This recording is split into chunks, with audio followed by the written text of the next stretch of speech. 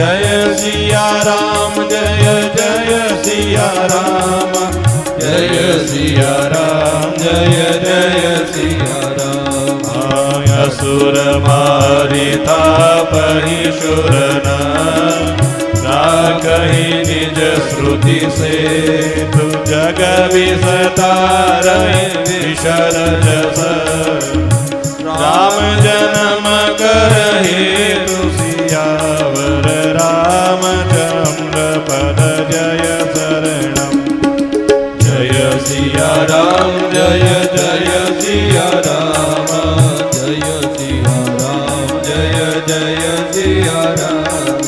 सोई जस गाय भगत भवतरहि कृपा सिंधु जनहित तनु धरहि। राम जन्म के हेतु अनेका परम विचित्र एक तेक। जन्म एक दुई कहूँ बखानी सावधान सुनो सुमति भवानी। द्वारपाल हरि के प्रिय दो जय विजय जान सबको।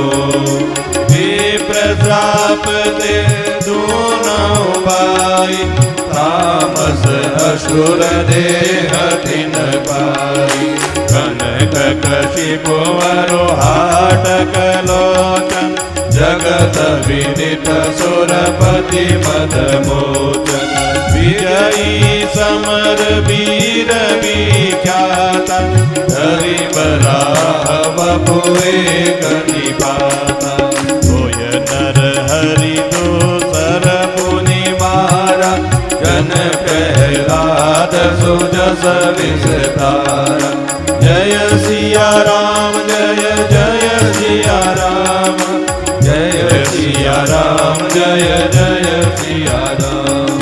भये निशाचर जायते महावीर बलवान। कुंभकर्ण रावण सुबड़ सुर विजयी जग जान सियावर रामचंद्र बल जय शरणम।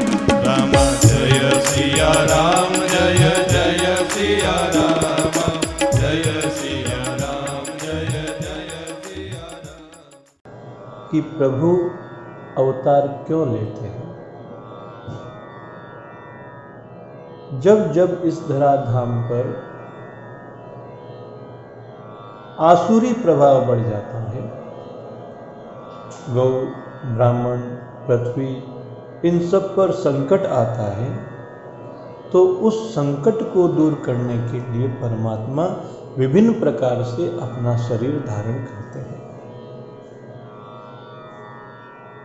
और शरीर धारण करके उन असुरों का नाश करते हैं और अपने श्वास रूपी वेदों को, उनकी मर्यादा को रक्षण करते हैं, जिससे परमात्मा का जो निर्मल यश है वह इस जगत में फैलता है। यही मेरे परमात्मा के अवतार लेने का कारण है। और परमात्मा जब अवतार लेते हैं तो जिन जिन कर्मों को करते हैं उन कर्मों को, उनके यशों को गायन करके, श्रवण करके, उनका चिंतन करके यह सांसारिक जीव भवसागर से पार हो जाते हैं। और परमात्मा भक्तों के हित के लिए ही शरीर धारण करते हैं। कृपा सिंधु जनहित तनु धरहि। अपने भक्तों के हित के लिए वह कृपा के सागर परमात्मा मानव शरीर धारण करते हैं। वैसे तो परमात्मा के जन्म के, अवतार के अनेकों कारण हैं और सारे विचित्र और एक से बढ़कर एक हैं। लेकिन भगवान शंकर माता पार्वती से कहते हैं कि हे सुंदर बुद्धि वाली भवानी, मैं उनमें से एक दो जन्मों का तुमको विस्तार से वर्णन करके बताता हूँ, सुनो। श्री हरि के द्वारपाल थे जिनका नाम जय और विजय था, सारा संसार जानता है। एक बार सनकादि ऋषि वहाँ परमात्मा के दर्शन की इच्छा से वैकुंठ लोक में चले गए, साकेत में चले गए। तो जय और विजय ने सनकादि ऋषि को परमात्मा के उस महल में प्रवेश करने से रोक दिया।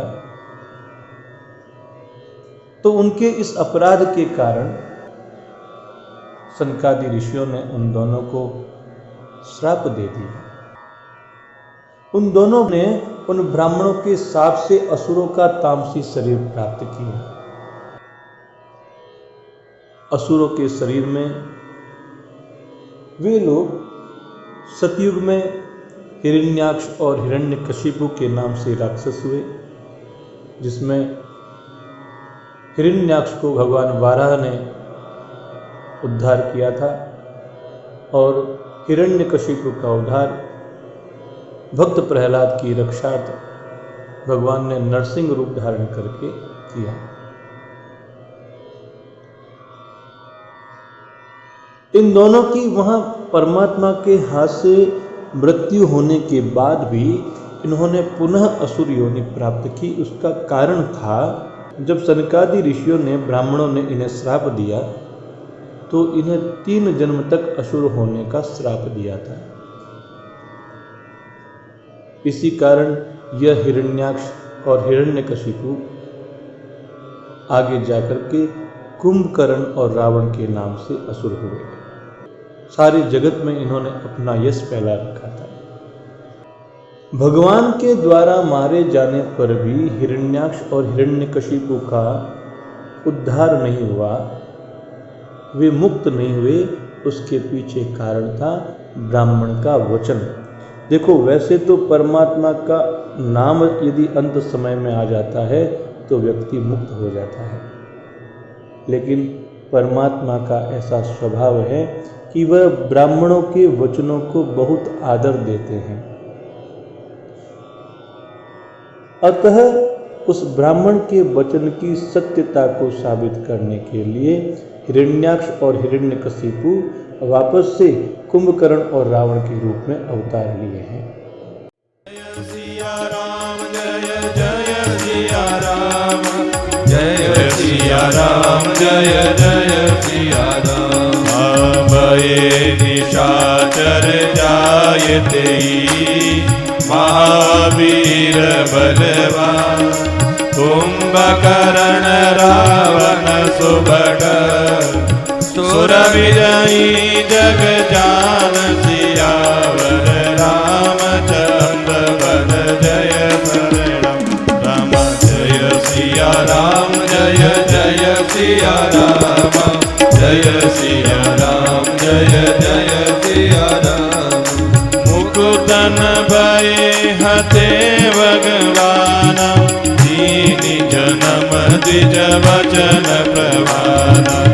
एक बार दिन खेलित लागी, करे हो शरीर भगत अनुरागी। कश्यप अदिति तहाँ पितु माता, दशरथ कौशल्या विख्याता। एक कल्प यही विधि अवतार, चरित पवित्र किए संसार। एक कल्प सुर देखी दुखारे, समर जलंधर मन सब हारे। शंभुकीन संग्रामय पार, धनुज महाबल मरइन मारा। परम सती असुराधिप नारी, तेरी बलदाई न जितई पुरारी। जय सिया राम, जय जय सिया राम, जय सिया राम, जय जय सिया राम। उछल करी तारे होता सुव्रत, प्रभु सुर कारज की। जगत ही जाने हो परम तब, साप गोप करी दीन सियावर रामचंद्र पद जय।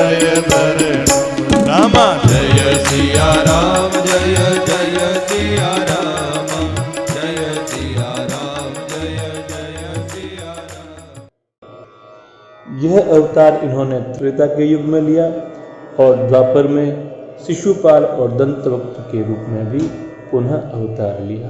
यह परमात्मा के एक अवतार की कथा हो गई। दूसरा कारण ऐसा है कि कश्यप और अदिति ने बहुत कठोर तपस्या की थी, तो परमात्मा ने उन्हें दर्शन देकर के वचन मांगने को कहा।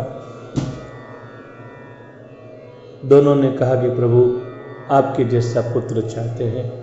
तो परमात्मा ने कहा मेरे जैसा मैं कहाँ खोजने के लिए जाऊंगा।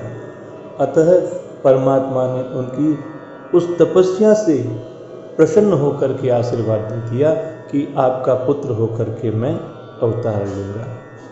तो यही कश्यप और अदिति आगे दशरथ और कौशल्या के रूप में जन्म लेते हैं और उन्हीं के घर हमारे प्यारे श्री रघुनाथ जी महाराज का प्रादुर्भाव हुआ है। परमात्मा के अवतार की एक कथा इस प्रकार से हुई है कि एक कल्प में सभी देवताओं को जलंधर नामक दैत्य से बड़ा भय रहता था। वे लोग उससे जलंधर से युद्ध हार गए थे। अच्छा, जलंधर से भी युद्ध इसलिए हार गए कि जलंधर की पत्नी का नाम था वृंदा। वह महान पतिव्रता नारी थी, तो उसके सतीत्व के आगे देवताओं का तेज भी फीका पड़ गया और उसके जो पति थे जलंधर, उनकी उन देवताओं पर विजय स्थापित हो गई। अब वृंदा के सतीत्व से जलंधर को मारा नहीं जा सकता था, अतः परमात्मा ने छल करके वृंदा का सतीत्व भंग किया और जलंधर युद्ध में मारा गया। जब वृंदा को इस बात का ज्ञान हुआ तो उन्होंने परमात्मा को श्राप दे दिया। इस कारण से भी ठाकुर जी ने अवतार लिया।